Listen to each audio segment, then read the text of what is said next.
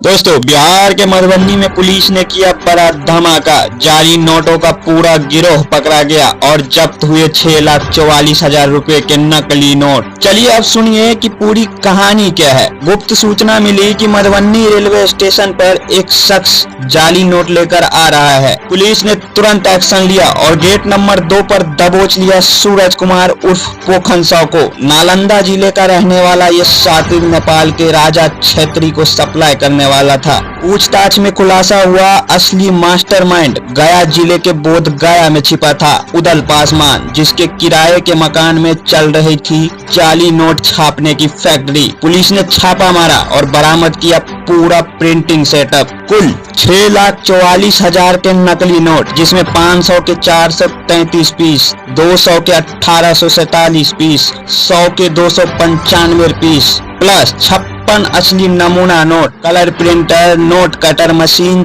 Paper cutter, rubber, scale, कैंची, सब कुछ जब्त। ये लोग प्रोफेशनल तरीके से नोट छाप रहे थे। फिलहाल दोनों आरोपियों को गिरफ्तार कर न्यायिक हिरासत में भेज दिया गया है। मधुबनी पुलिस अब बाकी गिरोह के सदस्यों की तलाश में जुटी है। जाली नोटों का ये नेटवर्क नेपाल तक फैला हुआ था, लेकिन पुलिस ने समय रहते पकड़ लिया। दोस्तों, ऐसे गिरोह हमारे बीच छिपे बैठे हैं। अगर आपको भी कोई संदिग्ध नोट दिखे तो तुरंत पुलिस को सूचित करें। पुलिस की ये कार्रवाई सलाम है। जय हिंद। लाइक, शेयर एंड हमारे पेज को फॉलो करना ना भूले। अगली ब्रेक